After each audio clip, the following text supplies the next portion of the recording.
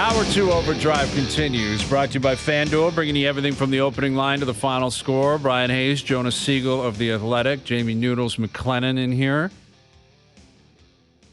No hockey tonight. Got some NBA action tonight. The Eastern Conference kicking off. The Lakers almost stormed back and got that game. That was such night. a great game. The great ball game. Jokic was... But Jokic, a clinic on. Unbelievable. Well, look at LeBron. He had, was it 26, 12, and 9 last night?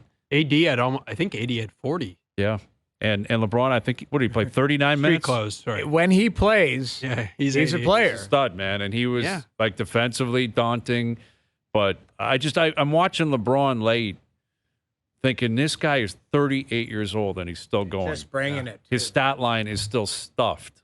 Like, it's legitimately the stat line. If he put this up 10 years ago, 26, 12, and 9 in 39 minutes, you'd say, yeah, that makes sense for a 28-year-old LeBron James. Yeah. However, he's nowhere near the same guy. No? Obviously.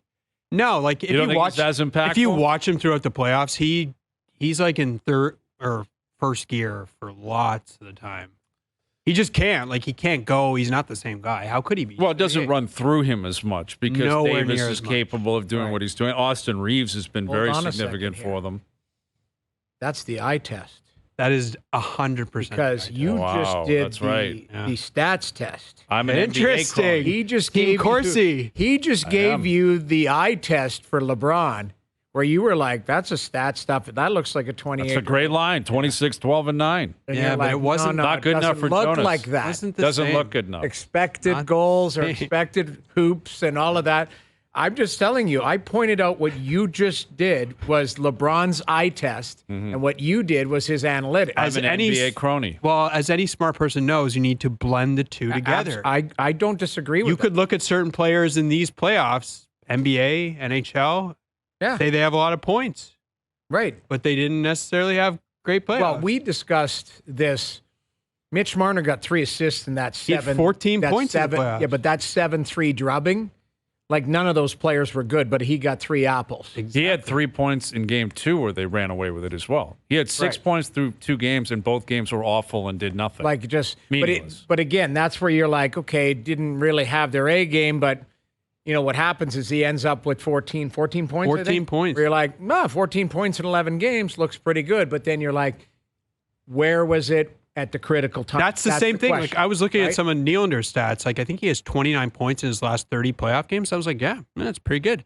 But then like you think of some of these playoffs, he's not been amazing throughout all these playoffs. Like he had that one in 21. Well, He had moments in this playoffs. He had moments in the last playoffs. But anyway, yeah, I mean, you I'm can't not just trying look at to- the numbers. Like you What, actually, exactly. You've got to blend and you have to use reason and logic with them and say, you know, at critical times, that's where we talk about all this time. The clutch gene. Like, can you do it in the biggest the analytics moments? would say that doesn't exist. Well, what But I'm I saying disagree. is, what I'm saying is, do you do it when you need it? Last night, Jokic got it done when it was needed. Yep. Now, we'll see. If this ends up in a game 6 or 7, maybe that stat line for LeBron is the same, but he gets it done in critical basket when it's needed. Yep. Yeah. That's what these star players are able to do is relax during the moment and really call on their talent. Yeah. Well, it's interesting with the Leafs in their situation where everyone's focused on the core 4 and possibly breaking that up. But I don't hear that other side of that conversation that they need to find someone with the clutch gene in response to this trade, right? It's more so that these guys don't have it, so they got to go. But is that what they're looking for? Or are they looking for depth? Or I don't know looking- that you can go looking for that. That's the Can thing. you? I don't Hockey, know. I don't know. I don't know think- if you can necessarily attack that in terms of a trade, but ultimately that's what is needed here. Like it's very clear. People that have watched the game or simply looked at the game sheet or the stats afterwards, when it gets to crunch time, these guys are not capable of scoring. Well, let me They're ask not you. capable of getting it done on the scoreboard. I'm putting you on the spot here. If you had to go into a game and you're like, this guy I know is going to produce for me in this game, like the first guy who comes to mind for me, and maybe this is just recency bias, like I think Joe Pavelski. And it's just like, he's not the best player in the league, obviously, but like I've seen him again and again and again in playoff moments find a way to make a difference that way. Obviously, McDavid's done that. Drysaddle's done that. Like, I don't know. Yeah. Who comes No, to mind for you? Braden Point, Kucherov. Exactly what I Yeah, was like about to recency bias of like not just this playoffs, but yeah, a guy like Point comes to mind because he has scored big goals. He has been involved in winning situations. He didn't have it this playoff, or else he would have been in the second round. Brad Marchand has always been a guy for me. Yep. Where it's like, give him an opportunity. The moment doesn't get too much of him. I think Now that being Pasternak said, applies too. but that being said, Game 5, he's got a breakaway with 6 seconds left, and he gets a shot away on Bobrovsky. Like, we're talking a Boston Leaf series if he scores there. Like, that is your TSN turning point. That whole Bobrovsky makes that save. They come back and storm through Boston, and then all of a sudden they get through the Leafs, and now they're playing Carolina. Well, who was the most clutch goalie in the league until this year? Vasilevsky. And as the first round. Price was a guy too, right? Like, for me, but you have to. It wasn't every time, but they have done it, so you remember it. Yeah. Right? Like, Marchand wasn't clutch in this situation, but I do remember that he has had moments like that. Yeah. Even in the World Cup, didn't he score with a minute left? He had a big goal there. Like, that's great. But that's when you think of certain players, you're like, the moment's not too big for those guys. Yeah. That's what I think of when I think of top players in the league, is like, no matter what situation they're in, they don't get overwhelmed by nerves and stress. If anything, they're able to relax and go, I'll embrace this moment. They may not be successful, but they don't look overwhelmed in it. That's what I look at with top players. Yeah, for sure. And the thing is, the reputation of the Leafs is the opposite until they prove differently. Until they break out of that. Yeah, exactly. until they break. And it's been this isn't a year or two. No. We're talking like this is year after year after year.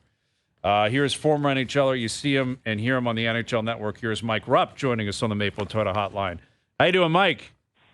I'm doing well, fellas. How are you? We're doing well. Up here in Toronto, we're waiting for either a shoe to drop, a couple of shoes to drop, Brendan Shanahan to speak. It's been a whirlwind 4 or 5 days since the Leafs went out. What kind of offseason are you bracing for, and how much change do you believe is necessary for the Leafs? Oh man, that's a loaded one. Yeah, I don't know. I think that most people are probably to the point now where you don't believe that running it back with that same group is probably the answer. But at the same time, I mean, it's a pretty delicate situation because you got a good team and you got a team that you feel like is pretty close and has gotten better over the last couple of seasons. So, what do you do? I think the knee jerk for a lot of people are like, "I'll blow this thing up." Get rid of. No. You're not going to do that. You got to be very careful on kind of how you manage it.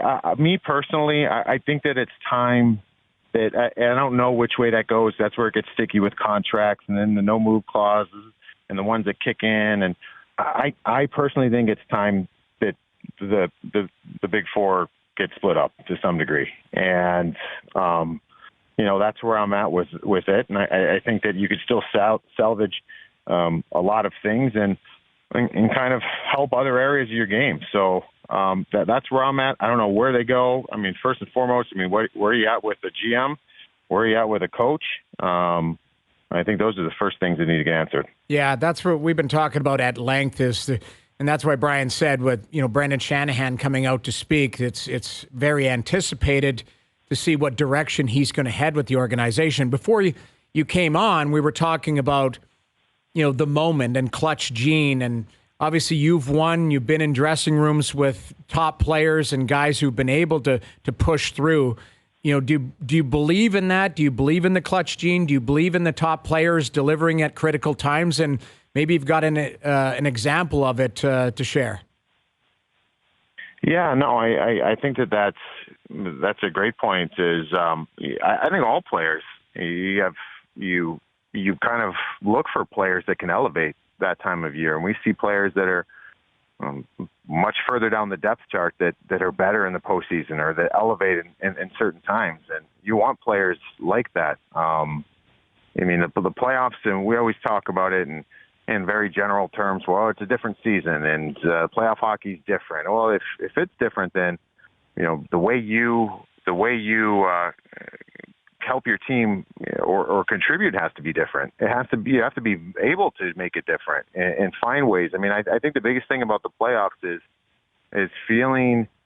In my career, it was like you have to start feeling comfortable with being uncomfortable, if that makes any sense at all. And you're going to. And it's not going to be easy. And to find another level, and that's the thing is, and again, I'm not coming down on the big four there in Toronto. I think that those are very special players. But the problem for me is that all four of them, for the most part, don't have another level that looks different. And you can't have that many of your star players like that. And an example that I would give that we saw this year was, I'm sitting there watching Jack Hughes play this year, and I thought this guy, honestly, fellas, I thought the playoffs are going to swallow him alive. I thought it was going to before the playoffs started. I love his swagger. I love everything he brought. That kid plays with gumption, and he will not be denied. And it's not, and I think a lot of times that stuff gets misconstrued come playoff time with toughness or, whatever. People want to label it. No, it's about getting a little bit nasty with it. And kind of playing like a little, what out there. And Jack did it. And I'm like, oh my gosh, this now all of a sudden I'm like, hey, this Devils team, like they've got the leader that does that. I think Toronto does not have that in their big four. That doesn't mean they're not fantastic players. I mean, they're world-class players. That's something that's not in their repertoire. I don't think it's in their blood. So I think it's time that you kind of split that part of it up because, I've seen players in the past that I played with that are great in the regular season and they're great when it's good and you're out there on the power play and you're snapping the puck around. But then there's players that just find ways. I mean, Jamie Langenberger's one for me that would jump out that, he never had numbers that would blow you off your chair. But in the playoffs, and talk about getting dirty and getting in there and making things happen for a guy that's undersized, I mean, he'd make it happen. He was awesome in the playoffs in his career. Well, Mike, I was looking at your hockey DB, and another guy who kind of came to mind for me was Brad Richards. But what I'm wondering, is that something that can change? Or like Brad Richards early in his career in Tampa, that was just who he was. Do you think with the Leaf Stars that's something that can flip as time goes on, or that's just like, that's their personality, that's not going to change, that's who they are? I mean, I think it can change this to some degree. And again, it doesn't mean that, yes, it's not something where that's just the way it is and the way it's always going to be. I just think when you have four players that if not now, will be, if they're still retained, they're going to be making up half the salary cap. They provide a lot of things, but then you have to spend the second half of the salary cap on making up for all the things that they are not. I'd love for my Stars to have some of the attributes that I'm requiring from all my players. You know what I mean? And that's, it can be learned. I don't think every player, I don't think some of these guys come out and just have that. It's just they understand or they're taught it or they've seen it happen before. And for whatever reason, I mean, there's certain guys, and you can go across the league. I think Jason Robertson's kind of figuring it out right now too, in Dallas. And he's been good. Doesn't mean he's a good player. I love watching him. Robo's been incredible. Yeah. But in the playoffs, like, he's learning that it's a little different now. And he's navigating that. And if he does, guess what? His team will probably be in the Stanley Cup Finals. Yeah. Well, that's it, right? We still got 4 teams dancing here. There's a lot of other markets that are wondering what's going to happen in the offseason and maybe what went wrong. But you got Carolina, Florida, Vegas, Dallas, who are still alive. And it's tough to get a read on who should be the prohibitive favorite. I know there are odds-on favorites based on books, but where do you lean here, Mike, when it comes to who you have your eye on and who you think maybe has the best chance of actually winning the Stanley Cup? I think the paper challenge, as far as on paper, which has meant absolutely nothing in these playoffs, on paper, the Dallas Stars are the leading candidate for me. I just think they check all the boxes. I think they've got a goaltender that has not been lights out, but he can be almost unbeatable at times. And can Jake Ottinger get to that level? Miro Heiskanen is, I think he's every bit as good as the Adam Foxes, Cale Makars of the world. It might look a little different, but the player that I compare him to that I used to play with is Scott Niedermayer. I mean, you're not going to notice him every single game on the score sheet, but the nuances of the game that he brings is absolutely incredible. They got a strong D-core. Tyler Seguin looked like he man-possessed in Game 7 against Seattle. If he can continue that, and then I talk about Jason Robertson. He might be that X factor for the Dallas Stars. So they're kind of the ones. The other three, though, they're Carolina, Florida, and Vegas. Their whole game is on forecheck and pressuring, and so they can throw a wrench into other teams' plans all the time, just the way they play and play the game right. So I'm going to go Dallas, but if Dallas lets their guard down for a second, I mean, this Vegas team will eat them up. So we'll see what happens. Yeah, we were obviously watched Florida play up close and personal, and I don't know if anybody chose them to beat Boston, and then I don't know how many people were taking them to beat the Leafs, but they're a team that seems to have put it together at the right time. And everyone points to, hey, they won the President's Trophy last year. You trade out Tkachuk for Huberdeau, basically, and obviously the Uyghur out of the lineup and the kid on defense, I'm drawing a blank. Brandon Montour was unbelievable. But does this look more like the President's Trophy winning team than everybody sleep on this Florida team, or is it just kind of lightning in a bottle for you? It looks more like that President's Trophy team. It's different though, the way they're playing. Right. I mean, they're playing the way that everything's the forecheck game has been incredible. The way they're just tenacious. I mean, if you're going to beat them, you're going to beat them under pressure, and you're going to be hounded. And if you can make the plays and find ways to be successful over 7 games with that kind of pressure, then more power to you. But an interesting thing with Brandon Montour. I mean, I think he had 73 points this year in like 80 whatever games. Incredible season. I think his high was like high 30s before that. So awesome season. Their power play kind of switched it up. We're like, all right, we're going to go 4 forwards in Montour now. And he had in that elimination game or Game 5 against the Leafs, he had 9 shots on goal, 32 minutes. He's being used a ton by Paul Maurice. But I saw something today. I was doing a breakdown on Brandon Montour. I never would have thought this, because I would have thought this about Carolina, because Carolina's D is so good, and they led the NHL with points from defense.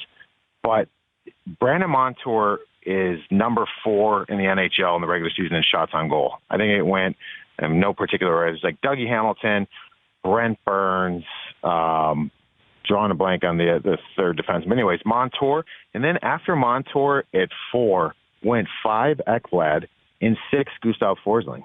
So you got 3 of the top 6 volume shooters from the back end. To me, that tells you what this team is. They're a forechecking team that keeps it simple. They get the puck to their point. They have their guys. There's Sam Bennett and Matthew Tkachuk. Reinhardt's doing it. They go to the net because we're getting the puck there. I mean, they have 3 defensemen with over 220 shots on goal. It blows my mind. I had no idea this Panthers team has been doing that even all year when they weren't winning hockey games. So, they've got a special thing going on right now, and Sergei Bobrovsky's been just kind of icing on the cake. Yeah, he's been phenomenal. He was great against the Leafs. I mean, a lot of it was that the Leafs couldn't get it done, and that's true. They played them 5 times. They couldn't score 3 at any game. But Bobrovsky, like Game 5, he had 50 stops or something, 51 stops in overtime. Like, this guy's dialed in, man, and it should be a great series on both sides. He is a longtime NHLer, NHL Network analyst Mike Rupp. Always great catching up with you, Mike. Thank you for doing this, and enjoy the conference final. I'm sure we'll do it again soon. Awesome, fellas. Enjoy. I got it. Mike Rupp joining us here on the Maple Toyota Hotline. Build your next dream Toyota at Maple Toyota. And check out Maple Toyota's pre-owned inventory arriving daily. It's time to Toyota. Visit mapletoyota.com. Yeah, it's tough to get a read on either series, because I hear what he's saying with Dallas, and I would agree with that. But Vegas, it was like, remember, everyone was like, oh, Winnipeg's going to beat Vegas. And they just absolutely dummied them. Then it was a lock, obviously, Edmonton. Like, Vegas gets no respect. They're a hell of a team. Of course they are. They had 111 points this year. Exactly. But then why was it? Goalies. How many people in this country were Winnipeg's going to beat them? I was one of them. You were one of them. O was one of them. Craig was one of them. Johnny was like, there were a lot of prominent people that were like. Well, you know what it was? And listen, don't get me wrong. I got a lot of things wrong too, but I'm just saying, like that one was, Winnipeg's going to beat them, and they beat them in 5. I go from the back out. I'm going Hellebuck versus Larry Brossoit. Yes. And I'm going, okay, like, how's that going to unfold? The injury, Stone comes back. You know, your Eichel hadn't done anything, never played in a playoff game. So to me, there was just. I could see now looking back going, hey, that team is rock solid. They're well coached. I think one of the mistakes I made was underestimated how great of a coach Bruce Cassidy is. Like that team is details. This is what I loved about Edmonton's media today. I don't know if you listened to Ken Holland talk. He goes, we got beat by a better team. And he goes, like, he wasn't making excuses and going, the numbers suggest this. And, you know, we had our chances in that. He said, that team was better than us and played better than us. Like he said, I'm going to work to rectify some things. Like it wasn't the excuse train. That's to me, giving props to the Vegas Golden Knights that played very well, played rock solid, played a system, played 4 lines, had no matter who was in net. Aiden Hill was playing that. Now he played great in Game 6. Don't get me wrong, 40 saves. But when I look at it, they don't have. Yes, Jack Eichel, like, is he a superstar or is he a star? Like, he's a star player, right? Mm-hmm. But where does it go after that? I think Theodore Pietrangelo, they're legit. Their D have 2 stars, legit. like legitimate rock stars. Like Chandler Stevenson's a great find. Very good player. Marchessault, Riley Smith, Carlson. Like they have tremendous depth, really good players. But they deserve a lot of credit. Yes, I slept on them. I thought Winnipeg getting in, squeaking in, trying to, with the talent they had, I thought that's what I chose. But I was wrong. No, I hear you. I'm not trying to. I'm just saying, like, a lot of people were like, oh, they're not beating these guys. Yeah. And then it was, they're not beating Edmonton. And it feels like we're back there. Well, they're not going to beat Dallas. Why can't they beat Dallas? Like, they play for keeps, man. Of course they can beat Dallas. That Mark Stone play, like, I don't know if his back's going to hold up. Like, he looked like he was hobbling around there against Edmonton. Edmonton was cross-checking him. But he's not a burner and flyer anyway. No, he goes to the net and he plays for keeps there. Like, it's interesting what Rupp said about, and it comes back to what you've been saying about the core 4 here in Toronto. They're all wired the same way. And he kind of said that. Yeah. Like you said. I've been preaching that for years, man. Yeah, they're thinking a lot about that. They're the exact same. You punch them in the head and they'll smile and walk and skate away. They never snap. Nothing. Like they're all the exact same people. It's weird that the 4 of them are wired the same way. And you look what Bill Zito did and said, I'm taking Huberdeau out and I'm putting a different type of 100-plus point player in there. Because Huberdeau and Barkov are wired the same way. Like, Barkov's not interested in any extracurricular. He's a hell of a player. Just wants to play between the whistles, and he's a great player. But what you did is you traded out a player, player for player, but just different dynamic. Now it's worked. First year worked for Tkachuk there. He's a finalist for the Hart, obviously going into the 3rd round. But he brings a different dynamic to the top of their roster, where that's probably, if you are going to do something with one of those 4 players, you bring in somebody who might have a little bit less points, but might be a different type of player. I don't know. And it's not fighting. No. It's more maybe grittier, more physical, more something. Just a different attitude. That's all it is a different attitude on the ice. I think it's important to have that throughout your roster, and especially at the top of it.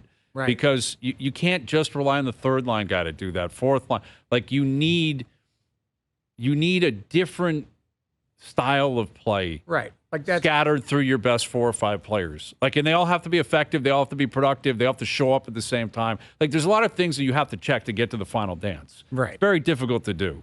Very difficult to do. You need health. You need all of all that kind of stuff. There's luck. There's bounces. You need goaltending, which is a whole different story. Yeah. Like, there's a million different things that factor in.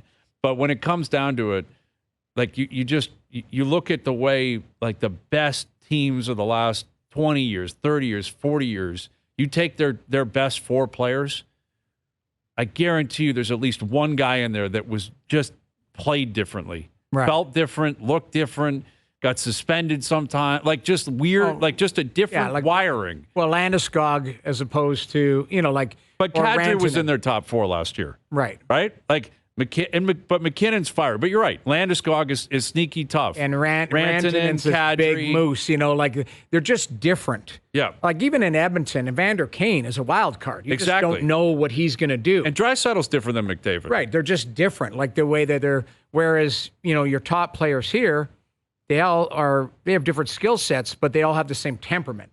The exact same really temperament. But do you guys, like what I was asking Mike, do you think that can change in time, or do you just think that's always who they're going to be? I think it should be expected to change, but it hasn't yet. And I don't see why you can expect that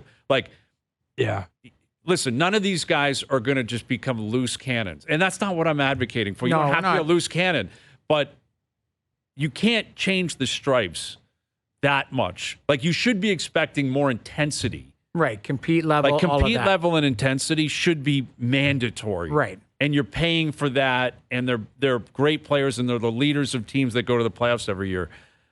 But I don't think you can change it to the point where it's a complete facelift. Like you're putting just a completely different person in there. Well, and that's they not gonna tried. happen. They tried to surround those guys with the types of players you're talking about, like the Ryan O'Reillys, Noel Acharis, etc., Jake McCabe, Sam Lafferty. Yeah. But I think you hit on it, Hayes. Like unless your top guys kind of have that gear, maybe it doesn't matter. The guy who could have been that but is not that is Bunting, because he's not. He's not that but level he's a of player. lightweight. He's not a guy that. But he's people also fear. not. He's not going to be a star though. But Like, he No, but was if you playing. took Bunting and put him in one of those guys, like took that attitude, you'd have Brad Marchand. But that's what I'm saying. Like if you had, Matthews, Marner, and Bunting, but Bunting was, a little bit high, just a different Marchand dynamic, light. bigger. Like this is crazy. But like, if there was a Tom Wilson, a guy who could play in the top 6, that was, a real.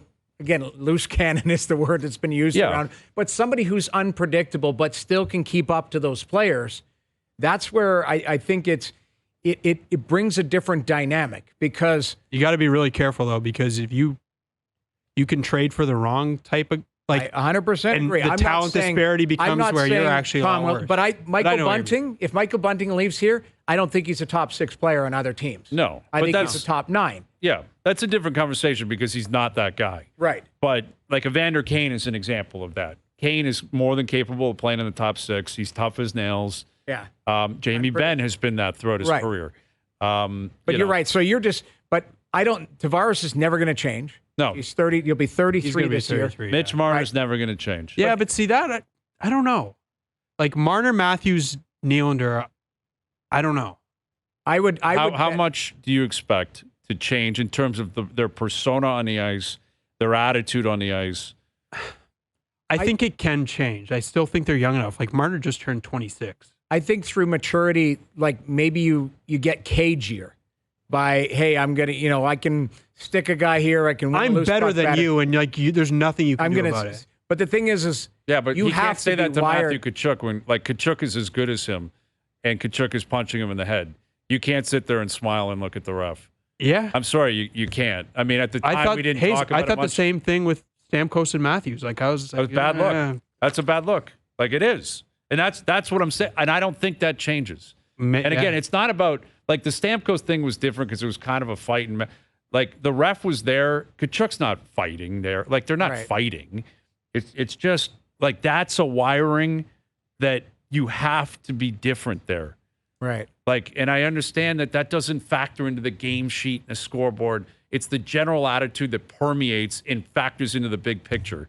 Where it's like, I'm not going to let you just do that. I'm going to at least punch back a little bit, and then it's over, and you move on. Right. And that's it. And that's all it was going to be. You develop it with time, though. I just don't know if you do, because we would have seen Travis Konecny going at Matthews this year, and Matthews just punch him in the face or stick him or do whatever. Like you've seen examples where it's like you wanting him to go take a penalty there. Like it's a regular season against Philly. Well, but even that, I don't care as much during the regular season. Right. But the playoffs is different. Like if Stamkos cannot be a scary figure for anybody. No. Like with all due respect, I'm sure Steven Stamkos would say that. He's like, I'm not.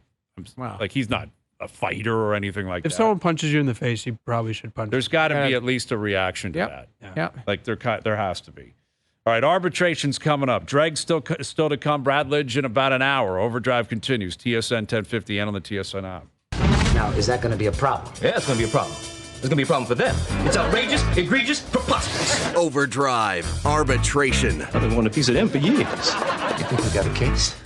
Your face is my case. All right, here we go. We haven't done this in a long time. Arbitration, one of our favorite bits, very creative bit. I think JP's favorite bit, actually. Yeah? Yeah, JP's a big fan. Loves it. Yeah, the way arbitration works is this is completely hypothetical, but either a player or a team or a fan base goes into arbitration. The arbiter comes out with an opinion and with basically a case dismissed type of scenario, and you can either take it or leave it, right? The other parties involved can either take it or leave it. Very simple stuff. All right, let's begin with this one. Yeah. The Blue Jays and Alec Manoah, they're in arbitration, and the Jays are offered a 4.50 ERA the rest of the season from Alec Manoah. He's currently got a 5.40 through 9 starts. 50. 4.50 for the remaining 22, 23 starts of the season. Would the Jays take it or leave it? Leave it. That's not great either. No kidding, but do you know how bad it's been through 9? Yeah, but I'd rather take the chance that he can actually get back closer to what he was last year. Okay. I'm taking Hard a enough. chance because what's the difference? Yeah. What is it, 540 right now? That's basically a whole run per game. You're still not good. You're still No? getting to 450 is not good enough either. Like I would say I'll take my chances that he's going to be 540 the rest of the year, or he gets his act together and he's in the 2s or the 3s, like Right. something more reasonable based on the average the rest of this season. I'm Okay. taking my chances on him, but I'm not super confident. No, that's the whole point. Like 9 starts, this guy gave up 7 walks a couple nights ago. He's getting crushed basically every time out. Yeah. Yes, a 4.50 ERA is nothing to write home about. That's a back end of the rotation You're guy. signing off on it. I know. I can see your face. Don't do it. Don't you? Here's why I will leave it. Okay. Because he's capable of better. That's where. Right? Like if this was a back end of the rotation guy who had a 6 ERA and his career was like a 4.10 ERA or something, you'd take it. Manoah is capable, and you've penciled him in to be better. And I think you have to roll the dice. But if you guys are so anti-450, what about a 4 ERA? You got me thinking a little bit. Really? I'd have to think about that. A 4 ERA the rest of the way for 22, 23 more starts? Like, again, a 4 ERA is not The only problem anything is, like, spectacular. I look at 2 of those guys, like the other 2. Gosman and Bassett? Yeah, and I'm good with those guys. I Yeah. think they're going to be fine. But They've then been I look fine. at the rest of the rotation. I'm like, I don't know what I'm getting Yeah. from these guys. That's a part now, of it, if I don't too. know what I'm getting from Manoah, it's like, I'm sorry. I'd like to see a better number. Yeah, I'm you gotta go leaving like it. 3.5. I'm leaving You're it leaving because- even at 4. Wow, that's greedy. I'm taking a 4 ERA the rest of the way because that's assuming then you're not having to talk about sending him down. You're not talking about a phantom IL stint because it's so bad. Like that is him rectifying. Like 9 starts, getting it back down to a 4 from a 5.40 now. It's not going to happen on 2 or 3 starts. Right. Yeah. Like that's going to take some time for him to get down, even if he does pitch well. Don't you think I at some would take point, a 4 ERA the rest of the way. won't he just start throwing strikes again? Doesn't always work that Like way. I'm looking at last year, he had 51 walks in 196 innings, 196. Yeah. This year, he has 32 walks in 45 innings. Mm-hmm. Not the best. That's not. It's a mess. I mean, Yeah. someone, who was it? Phillips was telling us yesterday, last year his slider was one of the top 2 or 3 pitches in baseball. This year it's like He said statistically it's one of the worst. worst. Yeah, he said it's like the worst. or Cannot one get a of the strike worst. in it, or it's hanging and people are just crushing it. So that's an issue. That's odd. That's a real issue. That's why, okay, 450, you maybe pass on 4. I think you take All right. and you say, all right, it's done. All right, Auston Matthews and the Maple Leafs heading to arbitration. Auston Matthews is awarded a 3-year extension at $14 million per season. Would the Maple Leafs take it or leave it? I think it's going to be more than that. But 3 years is I the think it's important gonna part be of more this. too. He doesn't think. I think it's going to be $15 million a year, and what's the cap supposed to go to though? That's where I'm Nobody lost. knows. In it. It But a goes up year from million. now, it's supposed to go up like It's supposed to go $1 million next year, and then it's supposed to pop up like 4 or 5 the year after. Yes. But you can't bank on that. I think the question he's asking is, do you like the 3 years 3 years at $14 million. Would the Leafs take it or leave it? Leave it. I want more years. And I'll pay more. I want more years. You take it. You take whatever this guy's offering as far as years, because they've already walked him down restricted free agency on this 5-year deal. And he's got a year left. So this would basically be a 4-year deal. I take the 3 years because now that puts him to 28 or 9. Still have some productive years after that. This is their window because John Tavares has got 2 years left. There's going to be money there. I say the 3 years because you might be in a retooling situation anyways 3 years from now based on where some of the core is around that. Now, Mitch will only be 29. Auston will be 28, 29. But Willie is a year older than them. And like I say, Tavares will be off the books. I'm saying I would take that at 14 because I think he's getting a higher number. Yeah, I do too. I think it's going to surprise people that he'll get a higher number. Yeah, I'm leaving this all day long. I think it's imperative that the Leafs, and I understand that they put themselves in a very precarious position because he's a UFA now where he was an RFA, but they got to start taking some pride in negotiating. They got to start digging in here. You can't let they let 100%. These players run over them, absolutely dummy them in the negotiating table. You have to have confidence. You have to have pride, and you got to force these guys to prove they really want to be here. Because if that $14 million to me is egregious. He deserves to be the highest paid player in the league because he's up. Right. The highest paid player in the league should be McDavid, but that's not the way contracts work. We understand that. Wow. It's when you come up. Right? And he's up, so he deserves to be the highest. What did Pasternak just sign for? 11.6, I think it was, for 8 years. So basically the Matthews deal. Scored 60, yeah. But for 8, exactly. Now he's a winger. Yeah. Matthews is a center. McKinnon last year, we've been down this road before. 6, yeah. I'll give you, if it's 13, maybe 13.25, but then it better be an 8-year deal. Anything else, I think the Leafs are they're saying, you own us and take everything. But what are your options? At some point, this team needs to take pride in who they are. And just say, all right. Yes. Trading. Just look what you just referenced Boston. That's a great organization. You know what they said to David Pasternak? Yeah. We'll talk to you when we talk to you. They're not sitting there panicking. Oh, he's a year out. What are we going to do? Well, if he doesn't sign on July 1st, we got to flip him. They said, we'll negotiate. Let's have confidence. Figure it out. Guess what happened? All right, 8 years, 11.6. Let's go. If Matthews wants to, there's this idea that Matthews doesn't want to be here unless the Leafs make it worth his while. And it's got to be the opposite. If you really want to be a Leaf, you pay him appropriately. I'm not saying shortchange him, but you don't just hand him a clean slate. Have some pride. Yeah. And the guy, he's a great player. I love that he's a Leaf. I love that he's here. I do, and I'd love to see him be here his whole career. I'd absolutely love that, and I cannot express this enough. He's up. He deserves to be the highest paid player in the league on average. Right. But not by $2 or $3 million. And but the cap is going to be going up. It has to. I understand that. You're right. So I think there is that's what Willie said. He sat in Stockholm for 3 months. There is a mathematical formula. That's what it is when he signed, it was 15% and McDavid was 15%. So I think it goes with the cap number. That's where I think the number can get more egregious than what you're comfortable with is the percentage of the number. But if that's the case of 8 years, then at some point the Leafs have to say, fine. If you're looking at that, then this is what's got to happen. I get that. And do you want to be a Leaf or not? I think you're too late. I think that the time to do that was before when you had leverage. You don't have leverage. Yeah, but here's your leverage. But my point, Jonas, is the leverage is, do you want to be a Maple Leaf? If he says yes, then that's your leverage. You're the Leafs. You have the ability to offer him the thing he wants. Now, if he doesn't want to be a Leaf, then this is all a moot point. Right. But if he wants to be a Leaf, if that is important to him, he loves being a Maple Leaf, and he loves playing in front of these fans, then that is leverage for the team. Yeah. Like if a Yankee player loves being a Yankee or a Laker player loves being a Laker, yes, you got to pay appropriately. Right. But the leverage is, do you want to be here or not? Okay, so he's Dubas, and you're, no, the other way around. You be Matthews camp and you be Dubas. Well, he's already sold me on what I understand what you're saying, but he might just go, I'm not signing more than 3 years. Right. If he says 3 by 15, you're going to say, no, we're not doing. Okay, of course not. Okay, then what? Okay, see you later.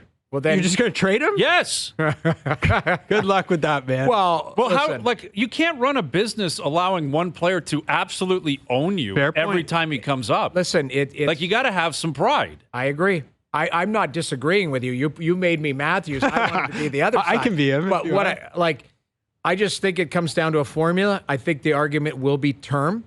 And then, yes, money will work its way out. It would be nice if you just said 13 a year, 8 years. Right. That's But honestly, I don't think that's going to happen. It's That's bad totally business for a reasonable. player like that to take 8 years is not good business. You make less money. I can understand that. And if that's his take, that I want to come up every 4 or 5 years, fine. Right. But then that can't. Shave some money Then you off gotta on the shave some front end. money That's off. what he's saying. I get it. It's just I don't think, and I'm former player talking here, but never with that type of leverage. You always want to maximize what you are because this is his earning period. Yeah. Like this is his time to make his money. Of course. And whatever he signs for, it's up to the manager to adjust to it. So you're right. If you push for every dime, what it does is it takes away from the way that the roster is constructed. You might be taking, if you push for $2 extra million and that $2 extra million could have been sprinkled on players 4, 5, and You got to be 6 or careful with whatever. that, though, because you don't know if the organization's going to do good with that money. 100%. Of course, that's the argument. But you know that's- what? You don't know that they're not going to do it too. Wow. And that's the gamble you got to But it- take if you're a player. But from in a hard Matthews' cap camp, system. it's not his responsibility no, of course not. Yeah. to do that. That's No. so I understand what But you're saying, but you can't. It is nice to say to the team, I want to be here, and I'm But going to that's- show you Well, how. That's the McDavid, whole how much point. could have McDavid got when Way he more. signed? Didn't he initially sign for more? And then Well, I think he took some off, or they said it was 13 something, but he made it 12.5. Right. Now I don't know if Great that was PR a public play. relations Unreal thing or- PR play. but there was a percentage there that he was able to Yeah. get more, and he didn't. yeah. So And he might regret that now and wish that he was coming up. And that doesn't would mean he think wants to leave so. Edmonton, but he might want to go back to the table in Edmonton and say, I want 15 a year or whatever it is. The point is the money is obviously very important and it factors into everything. But at some point it has to be Group A, Group B, what is important for both sides. And what the Leafs, I think, need to do is you can't just roll over and say you're worth more than anything to us, so you get whatever you want. Do you remember what happened with Mookie Betts in Boston? No. You do, right? Yes. Where they didn't want to pay him that enormous deal. No salary cap. And they're like, okay, we'll trade you. And they traded him for basically nothing. Yeah. And then Mookie Betts won a World Series. Did Mookie win a World Series in Boston? No, in L.A. No, I know, but was he there when they won? I think he was. Oh, that's interesting. So they So might he had success. they maybe got a World Okay. Series out of him. Okay. Oh, Mookie. I saw what you were doing. There, you just, you know Interesting. what, he just hooked you on that one. Interesting. But listen, there are examples of that, and obviously that was a horrible decision in a non-salary cap world to not pay Mookie Betts what he was worth. And I'm not saying again, I'm not saying offer him $8 million. Right. Like give him 13.25. That's like the idea that that's insulting. You have to account is for absurd. the cap raise. Well, you do, but here's the other thing that has to be factored in, and I know we got to go. He makes extra salary. He makes extra makes money a here fortune in being a this Leaf. market. A fortune making. Isn't he on the Bet MGMs or whatever? Like, Absolutely. 'cause He's if on every he's in- commercial. if he's in LA or if he's in New York and stuff, He's a nobody I don't down there. know if some of those markets offer those type of perks financially. But that money in the scheme of things is not. well, it might be $2 million a year. That's what I'm saying. Yeah. We can get you 15 here in Toronto, but part of it is. But you know, again, what- at the end of it, do you want to be a Leaf or not? right. That's it. You know who wanted to be a Bruin? Pasternak. Pasternak, So yeah. he said, let's go. Yeah, let's make it work. So, like, do you have a backbone or not? Do you believe in your program or not? Do you believe there's value in being a Maple Leaf or not? Right. Because if you go to the table desperate, then the Leafs, there's a reason the Leafs are in the position they're in. I think it's because a lot of the desperation of the past. A lot of the fine rolling over. Fine, you can have this. Fine, you No, get that. listen, At some point, you got to go to these guys and say, you haven't won a damn thing here in the playoffs, Yeah. and you're a great player. You sell jerseys. We love you, but let's not be. Don't take advantage of us. Yeah. Listen. And you will make a Shanahan do compelling it? I don't know. argument. I'm yelling at you because you're Matthews in this I'm particular sitting here, case. but listen. And again, I want Matthews here taking his it. whole career. We're taking it. We're leaving All it. right. You're leaving it. Arbitration will continue. I don't know. How many did we do there? We got a lot more. All right. Dreg's coming up. Brad Lidge, OverDrive continues. TSN 1050 and on TSN 4. All right. We got our PGA picks in the next hour. You guys are going to play the role of the O-Dog here. Which actually is scary because O doesn't know what he's doing. You guys, I think you'll be on top of things. Maybe we can have the grappler help out too. Yeah, I think the grappler will be involved. We're going to pick a tailor-made guy, a live tour player, a Canadian, then probably a 3-pack on top of that. So, Yep. Oak Hill, it's cold, man. They weren't even playing practice rounds down there in Rochester. Freezing here today too. Like I got up this morning, it felt like -4, It was -5. 1 degree. It was 1 degree, and I think it got to like 11 or 12. Like I dropped the kids off. I was wearing a toque. Yeah, Like they were it's- calling it like a pneumonia or something was coming through the Oh, that's good. Midwest and through southern Ontario. That's not fun. Yeah, but I think it's supposed to get back to normal-ish tomorrow, and then by the weekend, it's all good. Let's hope. Yeah, it's all good. So Darren Dreger coming up, Brad Lidge coming up, PGA picks coming up, our best bets brought to you by FanDuel coming up. We got a lot cooking here. Final hour up next. OverDrive continues. TSN 1050, soon to be up on TSN 2.